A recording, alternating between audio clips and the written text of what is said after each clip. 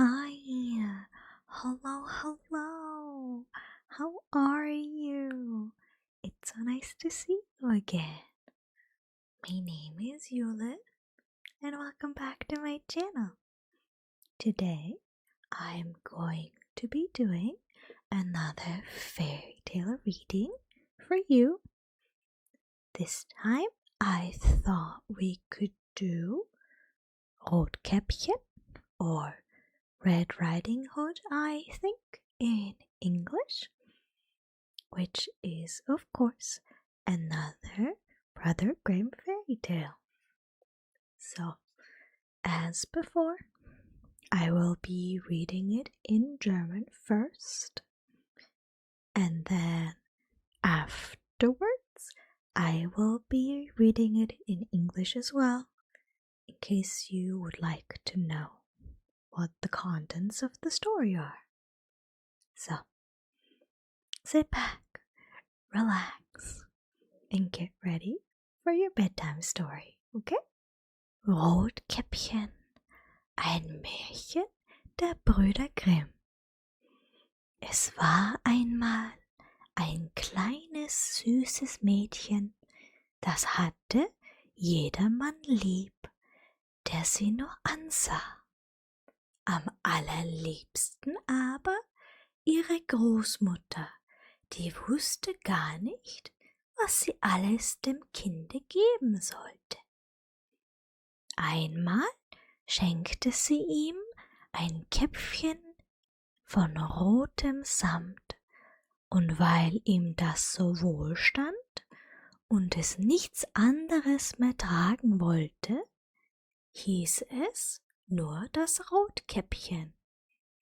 Eines Tages sprach seine Mutter zu ihm: »Komm, Rotkäppchen, da hast du ein Stück Kuchen und eine Flasche Wein. Bring das der Großmutter hinaus. Sie ist krank und schwach und wird sich daran laben. Mach dich auf, bevor es heiß wird, und wenn du hinauskommst, so geh hübsch, sittsam und lauf nicht vom Wege ab. Sonst fällst du und zerbrichst das Glas, und die Großmutter hat nichts. Und wenn du in ihre Stube kommst, so vergiss nicht, Guten Morgen zu sagen, und guck nicht erst in allen Ecken herum. Ich will schon alles richtig machen«, sagte Rotkäppchen zur Mutter und gab ihr die Hand darauf. Die Großmutter aber wohnte draußen im Wald, eine halbe Stunde vom Dorf. Wie nun Rotkäppchen in den Wald kam, begegnete ihm der Wolf. Rotkäppchen aber wusste nicht, was das für ein böses Tier war, und fürchtete sich nicht vor ihm. »Guten Tag, Rotkäppchen«, sprach er. »Schönen Dank, Wolf.« »Wo hinaus so früh, Rotkäppchen?« »Zur Großmutter.« »Was trägst du unter der Schürze?« »Kuchen und Wein. Gestern haben wir gebacken, da soll sich die kranke und schwache Großmutter etwas zu gut tun und sich damit stärken.« »Rotkäppchen, wo wohnt deine Großmutter?« »Noch eine gute Viertelstunde weiter im Wald, unter den 3 großen Eichbäumen, da steht ihr Haus. Unten sind die Nusshecken, das wirst du ja wissen«, sagte Rotkäppchen. Der Wolf dachte bei sich: »Das junge, zarte Ding, das ist ein fetter Bissen, der wird noch besser schmecken als die alte. Du musst es listig anfangen, damit du beide schnappst.« Da ging er ein Weilchen neben Rotkäppchen her, dann sprach er: »Rotkäppchen, sieh einmal die schönen Blumen, die ringsumher stehen. Warum guckst du dich nicht um? Ich glaube, du hörst gar nicht, wie die Vöglein so lieblich singen. Du gehst ja für dich hin, als wenn du zur Schule gingst und ist zu Lustighausen in dem Wald. Rotkäppchen schlug die Augen auf, und als es sah, wie die Sonnenstrahlen durch die Bäume hin und her tanzten und alles voller schöner Blumen stand, dachte es, wenn ich der Großmutter einen frischen Strauß mitbringe, der wird ihr auch Freude machen. Und es ist so früh am Tag, dass ich doch zu rechter Zeit ankomme, lief vom Wege ab in den Wald hinein und suchte Blumen.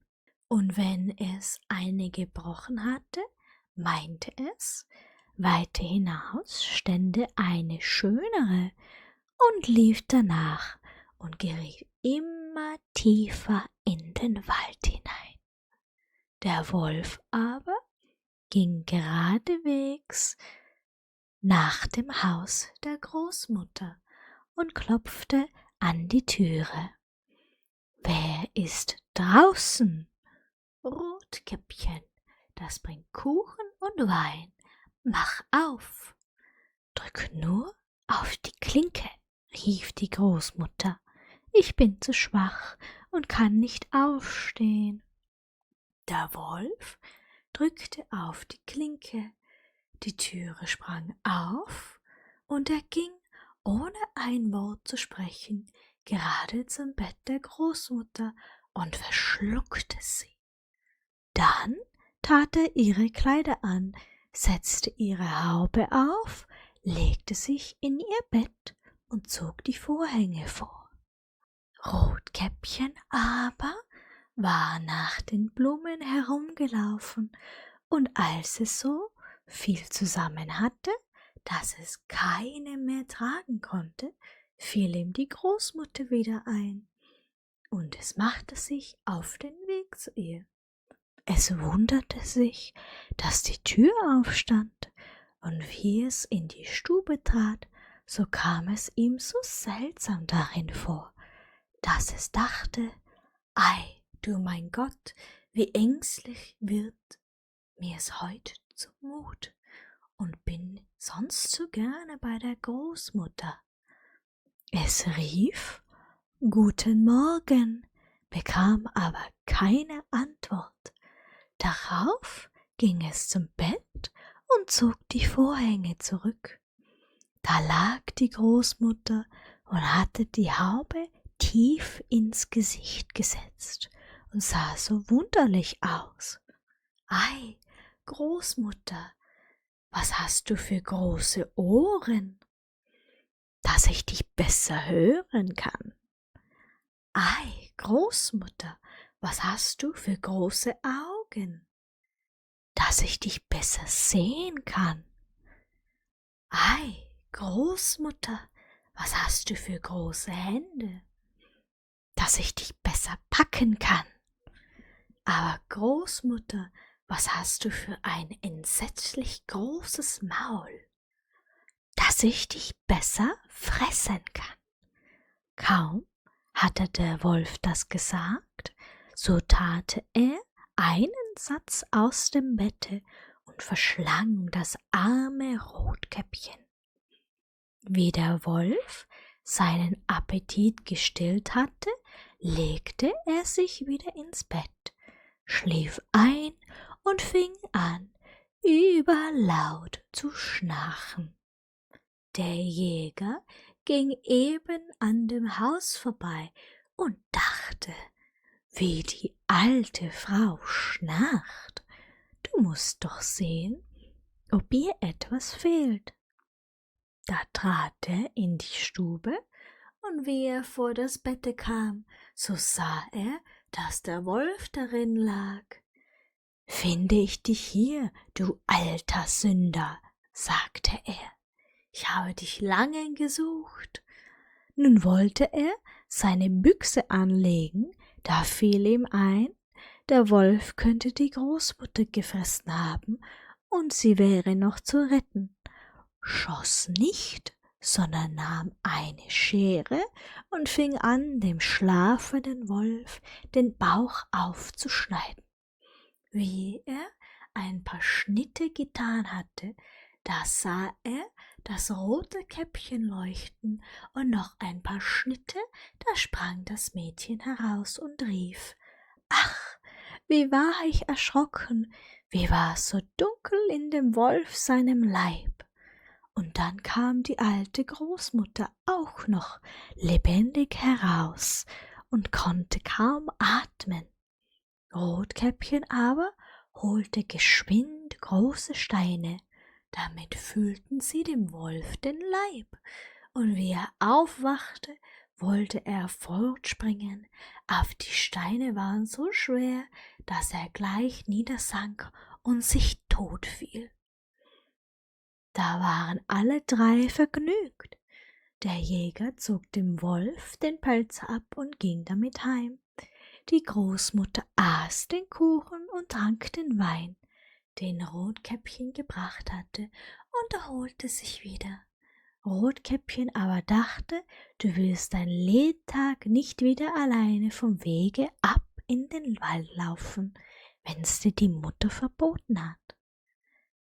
Es wird auch erzählt, dass einmal, als Rotkäppchen der alten Großmutter wieder Gebackenes brachte, ein anderer Wolf es angesprochen und vom Wege habe ableiten wollen. Rotkäppchen aber hütete sich und ging gerade fort seines Weges und sagte der Großmutter, dass es dem Wolf begegnet wäre, der ihm guten Tag gewünscht, aber so bös aus den Augen geguckt hätte. Wenn's nicht auf offener Straße gewesen wäre, er hätte mich gefressen. »Komm«, sagt die Großmutter, »wir wollen die Türe verschließen, dass er nicht herein kann.« Bald danach klopfte der Wolf an und rief: »Mach auf, Großmutter, ich bin das Rotkäppchen, ich bringe dir Gebackenes.« Sie schwiegen aber und machten die Türe nicht auf. Da schlich der Garkopf etliche Mal um das Haus, sprang endlich auf das Dach und wollte warten, bis Rotkäppchen abends nach Hause ginge. Dann wollte er ihm nachschleichen und wollt's in der Dunkelheit fressen. Aber die Großmutter merkte, was er im Sinne hatte. Nun stand vor dem Haus ein großer Steintrog.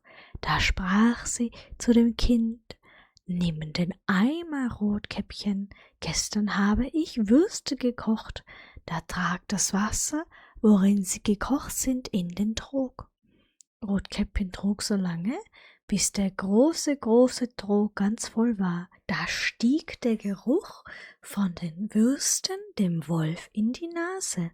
Er schnupperte und guckte hinab. Endlich machte er den Hals so lang, dass er sich nicht mehr halten konnte und anfing zu rutschen. So rutschte er vom Dach herab, gerade in den großen Trog hinein und ertrank. Rotkäppchen aber ging fröhlich nach Haus, und von nun an tat ihm niemand mehr was zuleide. And that was the original German version. As always, these are a little, grim, but I do really like this particular fairy tale. It feels very nostalgic to me, I have to say, because it's also very popular here for children to read. Now that we've done the German version, we'll also do the English version. So I hope you enjoy that one as well. Little Red Riding Hood, a fairy tale by the Brothers Grimm. Once upon a time, there was a sweet little girl. Everyone who saw her liked her, but most of all, her grandmother who did not know what to give the child next. Once she gave her a little cap made of red velvet, because it suited her so well and she wanted to wear it all the time. She came to be known as Little Red Riding Hood. One day her mother said to her, "Come, Little Red Riding Hood, here is a piece of cake and a bottle of wine. Take them to your grandmother. She's sick and weak, and they will do her well. Mind your manners and give her my greetings.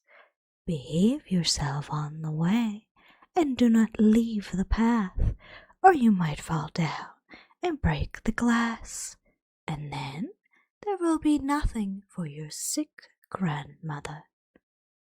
Little Red Riding Hood promised to obey her mother. The grandmother lived out in the woods, a half-hour from the village. When Little Red Riding Hood entered the woods, a wolf came up to her. She did not know what a wicked animal he was, and was not afraid of him. "Good day to you, Little Red Riding Hood." "Thank you, wolf." "Where are you going so early, Little Red Riding Hood?" "To grandmother's." "And what are you carrying under your apron?" "Grandmother is sick and weak, and I am taking her some cake and wine. We baked yesterday, and they should give her strength." "Little Red Riding Hood, just where does your grandmother live?" "Her house is a good quarter-hour from here in the woods, under the 3 large oak trees. There is a hedge of hazel bushes there. You must know the place," said Little Red Riding Hood. The wolf thought to himself, "Now there is a tasty bite for me. Just how are you going to catch her?" Then he said, "Listen, Little Red Riding Hood, haven't you seen the beautiful flowers that are blossoming in the woods? Why don't you go and take a look? And I don't believe you can hear how beautifully the birds are singing. You are walking along as though you were on your way to school in the village. It is very beautiful in the woods." Little Red Riding Hood opened her eyes and saw the sunlight breaking through the trees, and how the ground was covered with beautiful flowers. She thought, "If I take a bouquet to grandmother, she will be very pleased. Anyway, it is still early, and I'll be home on time." And she ran off into the woods looking for flowers, and each time she picked one, she thought that she could see an even more beautiful one a little way off, and she ran after it, going further and further into the woods. But the wolf ran straight to the grandmother's house and knocked on the door. "Who's there?" "Little Red Riding Hood, I'm bringing you some cake and wine. Open the door for me." "Just press the latch," called out the grandmother. "I'm too weak to get up." The wolf pressed the latch, and the door opened.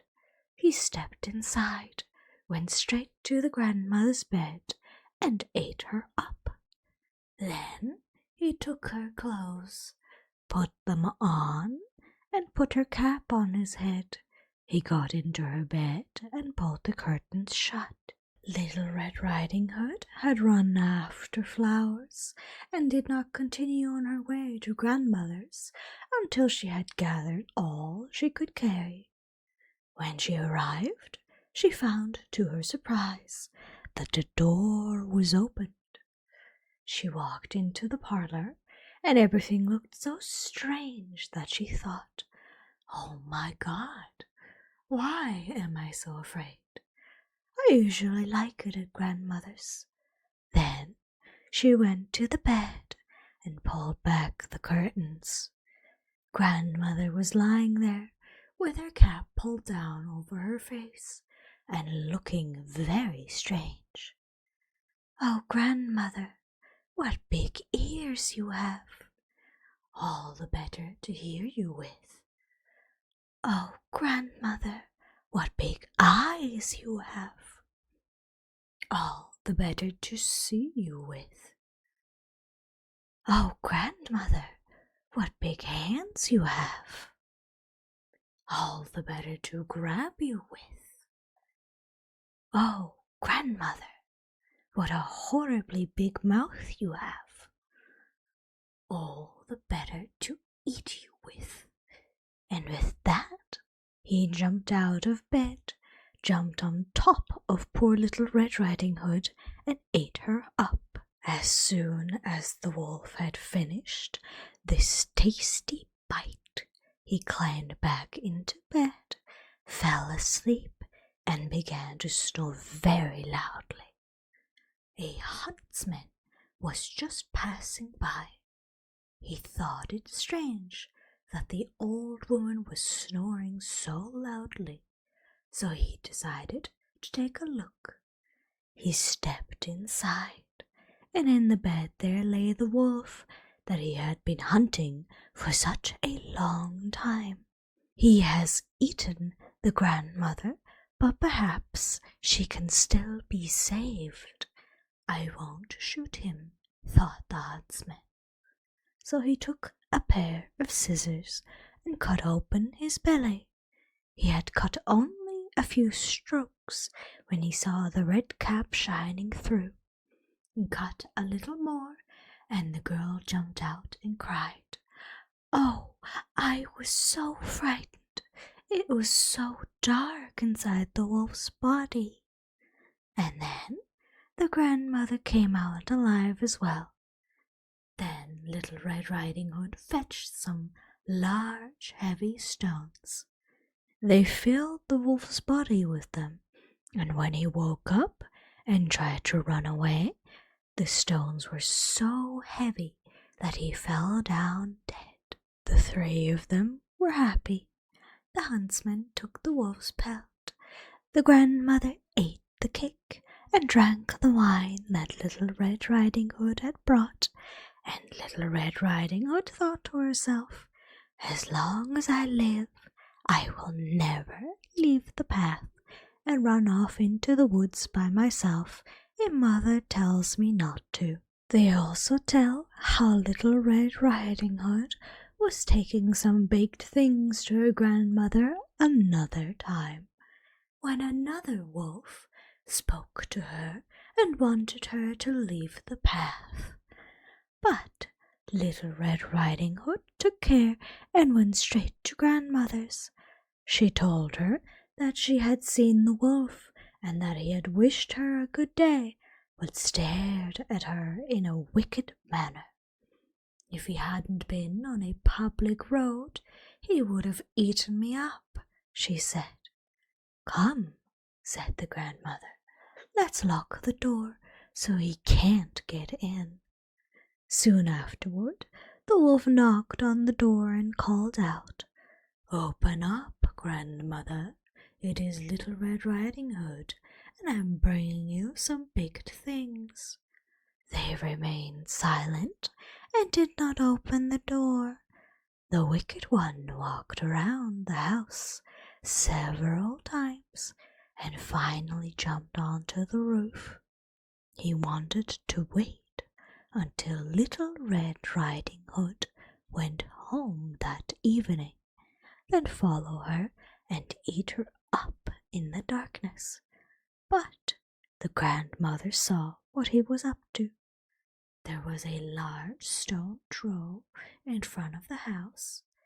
"Fetch a bucket, Little Red Riding Hood," she said. "Yesterday I cooked some sausage.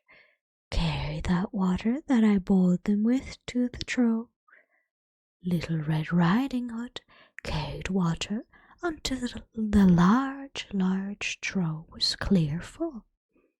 The smell of sausage arose into the wolf's nose. He sniffed and looked down, stretching his neck so long that he could no longer hold himself, and he began to slide. He slid off the roof, fell into the trough, and drowned. And Little Red Riding Hood returned happily and safely. And that was the English version. I do think this one is also fairly accurate to the German one, even though I have to say Little Red Riding Hood is a lot more harder to say than Rotkäppchen, at least to me. It's a bit of a tongue twister, you could say. But I still very much like the story, and like many others, it has a message for the children, right? This one I think is quite obvious, which is of course to not stray from the path, because oftentimes there's a lot of danger away from public places, which is generally how these kinds of stories go, right? They all have a message. And even though they are very gruesome, I think they convey that pretty well. Okay, that will be all from me today. I hope you like the story. I really do like it a lot myself. But I am very biased. Regardless, I hope that you get some good rest and that you can sleep well, my little star. I will see you next time. Bye bye.